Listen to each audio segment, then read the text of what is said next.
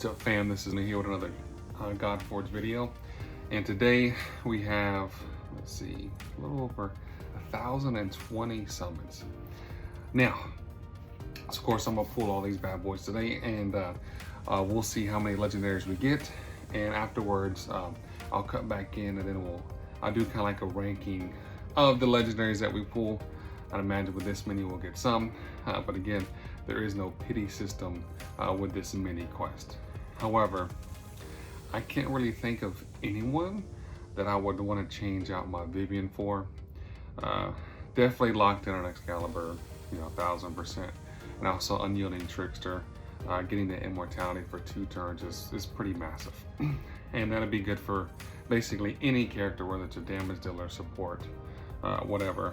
Just a great imprint overall. Now, obviously, I don't need to go back in and continue to do all these menu quests, but I figured, hey, why not?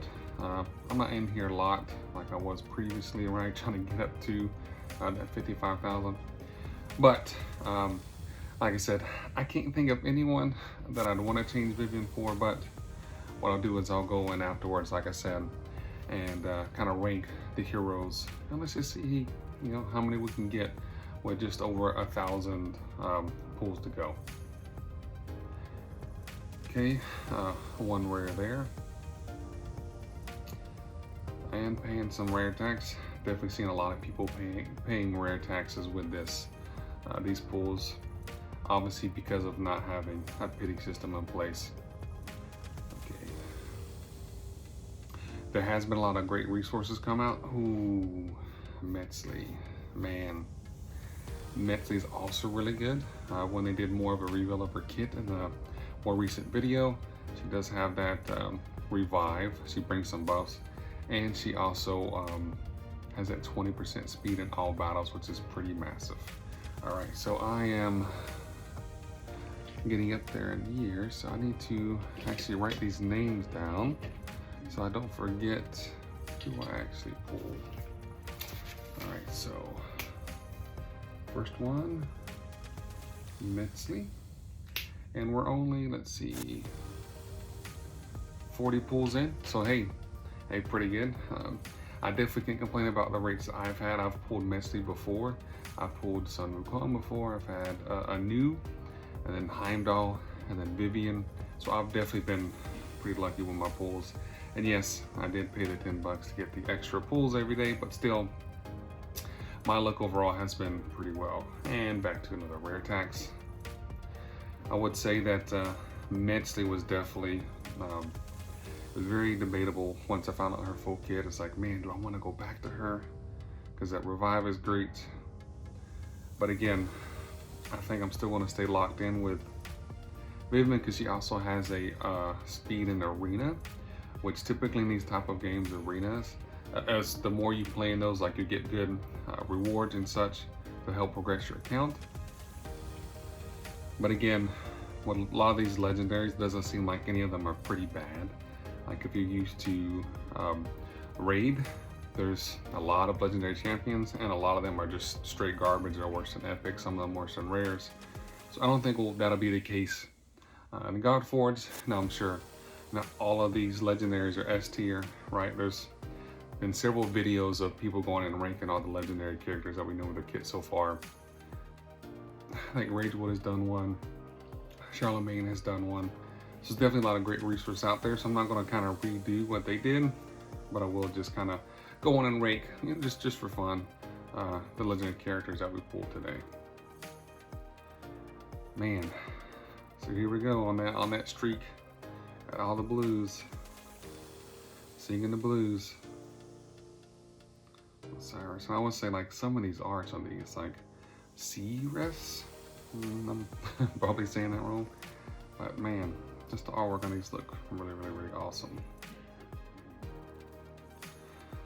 Musashi, only 1 epic there. So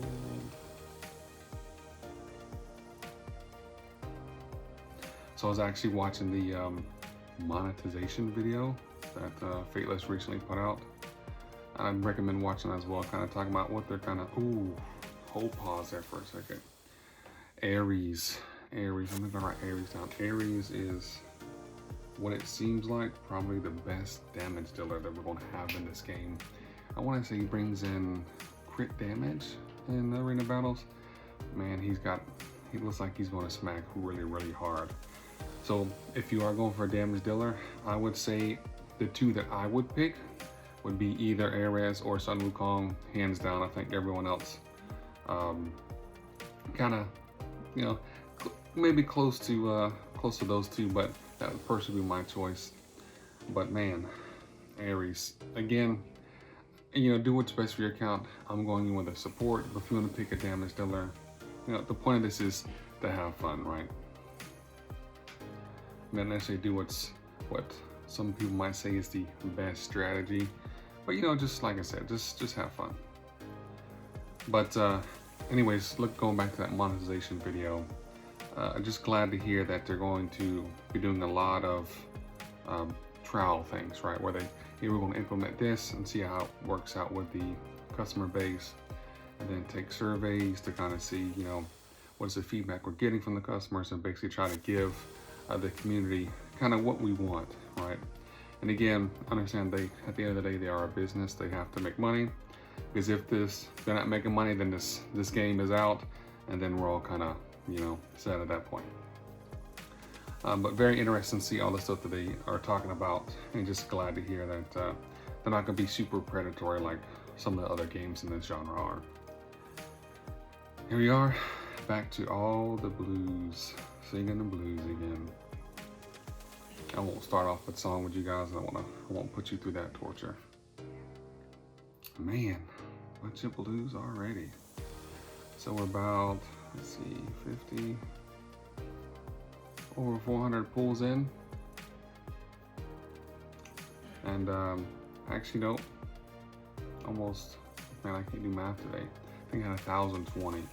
So basically almost at 300 pulls in. We got 2 legendaries, so hey, that's not, oh man.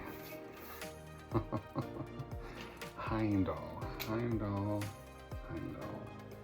He is definitely, if you end up getting Heimdall, all right, he brings some great buffs, some protection, 30% defense in all battles.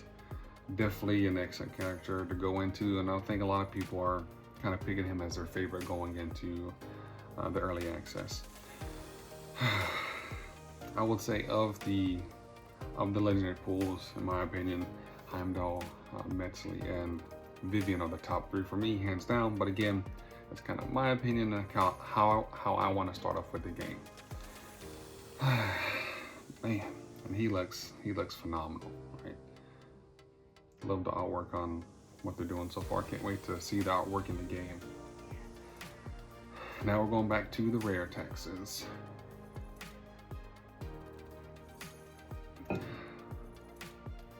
Yep, more rare taxes, but hey, we are just under 300 in, right? 1,020, yes, a little over 300 in. So, and 3 legendaries. Again, there's no mercy system, but that's pretty good. So, you know, if you're not doing paying the $10, right, to get the extra pulls, especially since they extended it out, you should have a pretty good chance at the legendary character that you're getting. And one of the interesting things that kind of stuck out to me, kind of going back to that monetization video, is they said that typically around these games, when people go to, like, what are the payers or the customers who are willing to pay in that game, you get about 4 to 7%. And for just the mini quest itself, I think he said they're sitting at 20%. So all that being said, I think there's just a lot of interest in this game and a lot of people wanting to get in. Come on, why are we frozen? There we go. And more rares. But man, definitely the 3 legendary champions we pulled so far have definitely, I would say, probably S tier across the board with all 3. Going back to rares, singing the blues.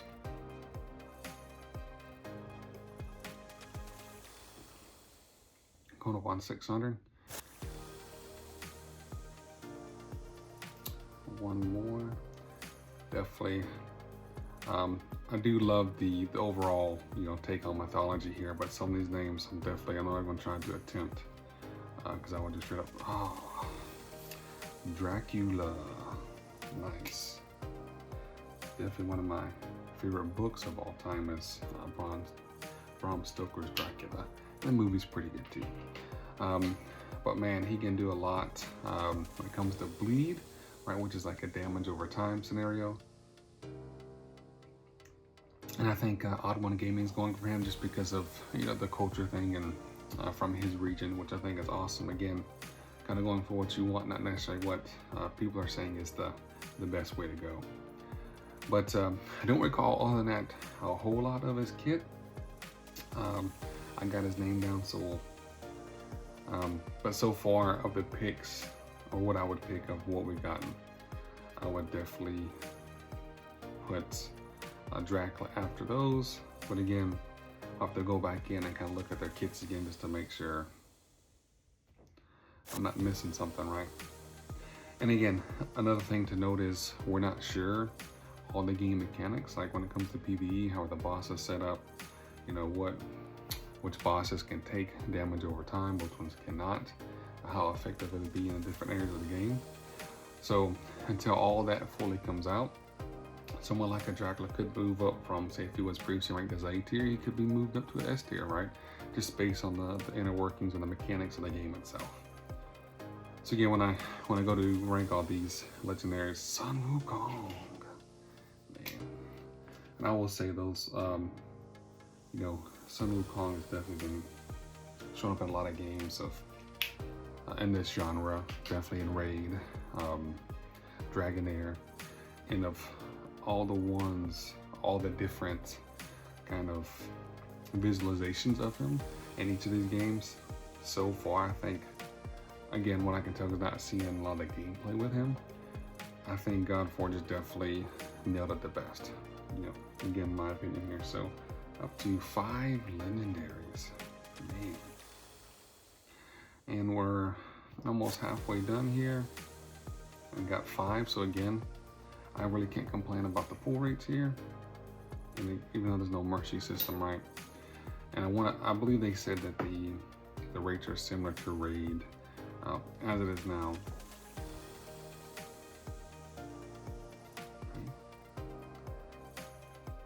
Going back to going back to the blues, but actually we're getting quite a bit of epic stolen in there as well. Yep, there we are, going back to singing the blues. Again, it's very tempting for me to go off because I love to sing, but that's something that no one wants to hear, right? So I will not torture you guys into hearing that, especially if you're 13 minutes in, if you're still watching this. All right, a couple of epics thrown in there. Well, I don't think I've had a 10 pop in the past 40 or 50, so they didn't have an epic, so that's nice. And there we go, going back to the blues.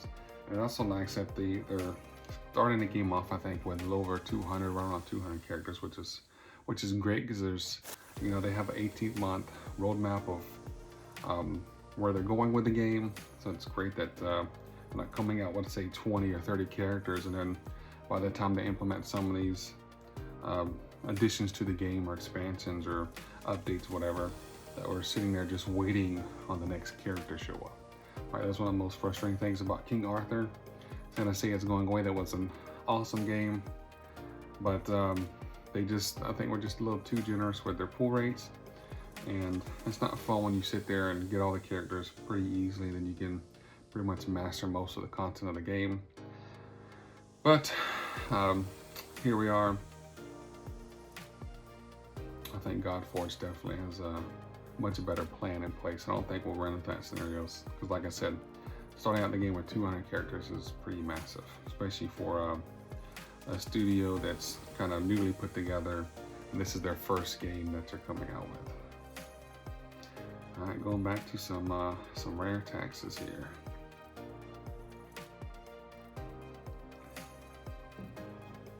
Couple epics again. The artwork on these is just, man, he looks wicked. Shinigami.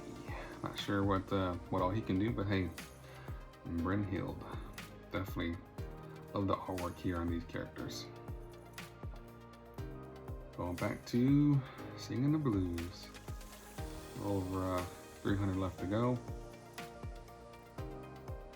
Another Brynhild. Again, unfortunately, I was not able to get into the alpha. What it seems like, a lot of these rare and epic characters are also pretty good. Because like I stated with the legendary characters, so I don't think we're going to have straight up garbage legendary characters like they do in Raid. But also, I don't think we're going to have complete trash rares or epics either. From what I've seen other people talk about the characters they use, especially Guan Yu. I believe he's one of the starter characters and a pretty good damage dealer. Alright, so at 300 left, so 720 pulls in. We're still sitting at the 5 legendaries. But again, not complaining. If I had to get either one of these and I didn't have Vivian, I would be, just happy with any of them. I think with Dracula probably being my least favorite. But again, I love the Dracula character. Like I say, I love Bram Stoker's Dracula, excellent book. Definitely a character I would like to get in the game because I think it would be fun to use, right, when it comes to content where damage over time is the way to go. Odysseus. Okay, can we get another legendary? 3 epics in that one, pretty good. Again, not trying to get too greedy, not planning on doing any changing up. It's kind of late at this point anyway because I've already went past those pools. But again, I'll still let these kind of build up and do more pools until we actually get into the early access of the game. Because I do pop in a couple times throughout the day, just kind of reset those quests, just something fun to do. Just because it's not required doesn't mean you still can't have fun with it, right? But it is great that they've added more time to it for people who might have coming into it. It gives you more time to try to lock on that legendary character before early access goes live, rather. Sun Tzu, also love The Art of War, another good read. Some book recommendations out there for you. Definitely, if you, Anubis, about to go talking about some books, but man, come on. We got a legendary character to talk about. Anubis, he also looks pretty sick, man. I want to say his kit is overall pretty good. I don't recall too much about it though, so I won't go out, can't speak too much in detail, but definitely awesome character. I do love the whole Egyptian lore as well. So we're up to 6 legendary characters so far and 190 pulls left to go. And going back to a blue tax. That's all right. But no, I love reading. If you guys got some great books that you're reading now, definitely throw those recommendations in the comments. Currently, I'm reading Brandon Sanderson's Stormlight Archive. I recently finished The Way of Kings. I'm on to the 2nd book now, Words of Radiance. I love that so far. Those are some pretty lengthy reads. However, I do a lot of more listening than reading just because of the sake of time of going, just driving to and from work, right? A lot of time there. It's just shifted to listening to books instead of podcasts or the radio. But definitely let me know what books you may be reading right now, because I read anything from mysteries to horror to fantasy to basically anything. Right? If it's good, I'll give it time of day. Now going back to the rare texts here, we got our legendary characters, and looks like that might, well, we'll speak too ill here. Can't really complain about the 6 characters so far. And back to a blue, Nebuchadnezzar. That's always a fun name to say. Okay. Musashi, Ninsan. Again, like just the wrinkles on his face. It's just phenomenal. So I'm just a little excited. Can't wait for this game to come out. Like I said, since they announced that King Arthur's closing up, I just went and stopped playing that game. I am playing some Etheria Restart, which is pretty interesting, but once this game comes out, this is definitely going to be where I'm spending my time here. A lot of Musashis today.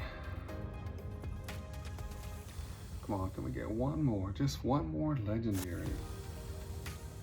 Why not, right? We can always ask. The worst is it doesn't happen, but it's all good. Still pretty amped about who I got so far. And let's see, 30 left. Come on. Polonitsu. Again, I mean, just the flowers and the floral arrangement here. Just love it. Love it.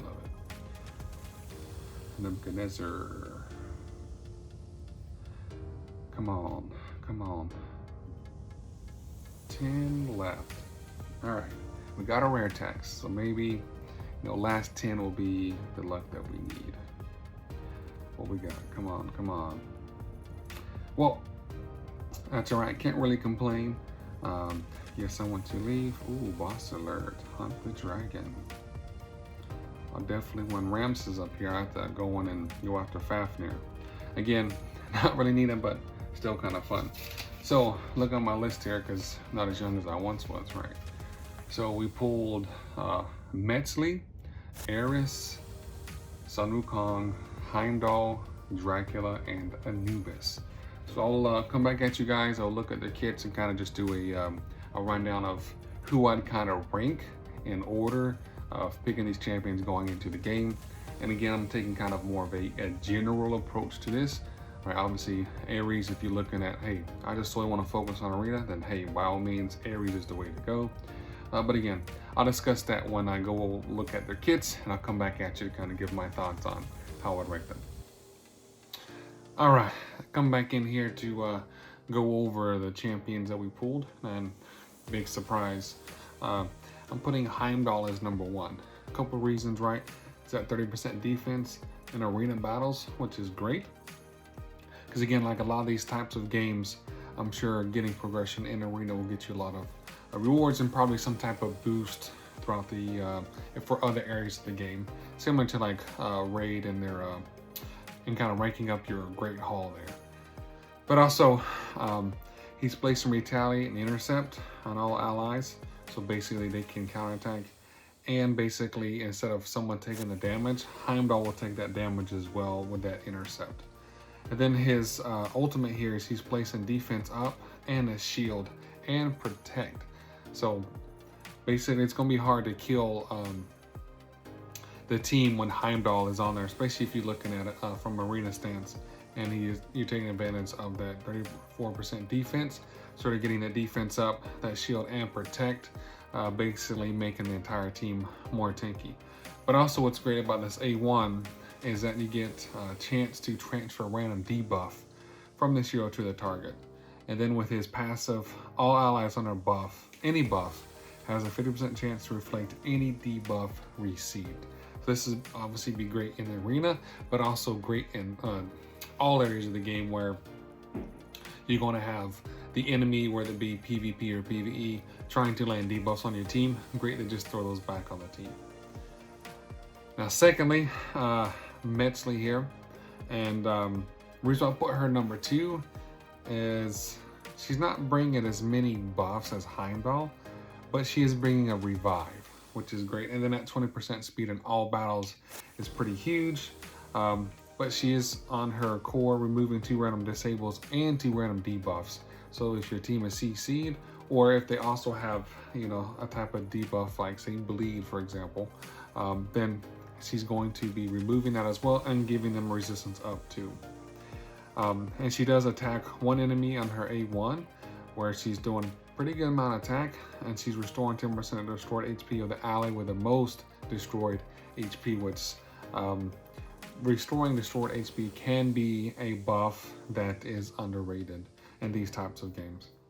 Then with her passive, when this hero uses an ability, has a 50% chance to spread 1 random buff from this hero to all allies. So basically, if you put her in with someone else who's bringing buffs, then she has that chance to do a buff spread across the team. And again, with her ultimate, revives all defeated allies with 40% health turn meter, and also restores 20% of their destroyed HP and increases their ability by 20%. So this is a great revive because it's all allies. They're granted not coming in with full HP, they're not coming in with full turn meter, but still overall great kit, especially if you pair her with a lot of these other legendary characters. Now, I'm putting Sun Wukong in a close third here, right? Because he's just an awesome damage dealer. He's buffing himself. He's doing crazy damage. He's attacking around time, attacking 8 times at random, which is great, especially if you're going against a boss. Because typically, if it's just a boss themselves, then it's all 8 hits going to them. But if they do have minions, typically they'll have like 2 or 3, kind of depending on what the boss may be. And then that passive where he's putting Immortal on himself for 2 turns, which is huge, right? But again, why I think I'm putting him over the other characters as well is not just all damage, but that 24% speed in all battles, which is huge, right? So better aura than Metsu there at 20, but this can be used, it says in all battles. So, you know, arena, any other PvP, PvE is going to be fantastic as well, because we all know in these types of games, speed is king, right? So definitely Sun Wukong is a great pull, and his passive is great. That's why I'm using his passive for my Vivian. And then I'm putting Ares at number 3 here. His leader bonus is 30% crit damage in arena battles, which is pretty high, insane. But he also does a lot of damage. So he's doing an AoE attack, which is massive on his core, and he's ignoring shield and barrier on each target. And if this attack is a strong hit, it removes all shield and barrier from each target. If an enemy is defeated, it increases this hero's divinity by 10%. So he's going in, ignoring them, and then basically, if the hit is strong, then he's removing them, so when your other allies go on attack, they're not facing against that shield and or barrier as well. And then he's got a pretty massive A1 where he's attacking one enemy 3 times, but it also decreases the target's defense by 2%, stacking up to 10 times, which is pretty insane. Then his ultimate attacks on enemy 2 times, where he's also ignoring protect, intercept, immortal, and ward. So basically, no one's safe from this attack at this point. And if this attack is a strong hit, again, also ignores 20% of the target's defense, right? So pretty insane. So I'm putting him over the other 2 characters because of he can do raw damage, whether it just be inside the arena or outside the arena. Just a great AoE damage dealer who can do some buff stripping.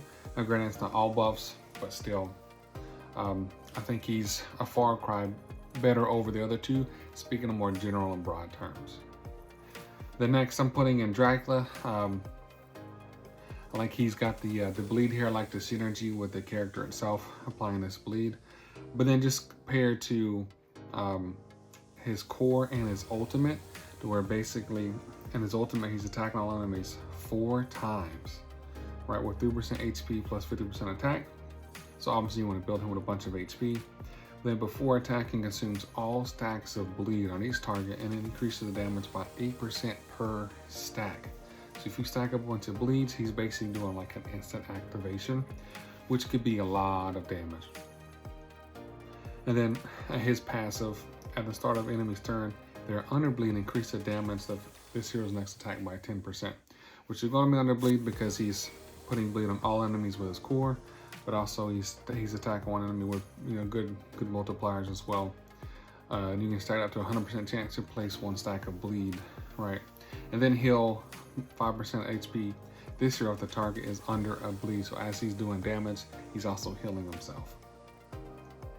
Then I'm putting Anubis last. Not so much that he's a bad legendary, but I think of the legendaries that I pulled here today, I think he does fall in last place.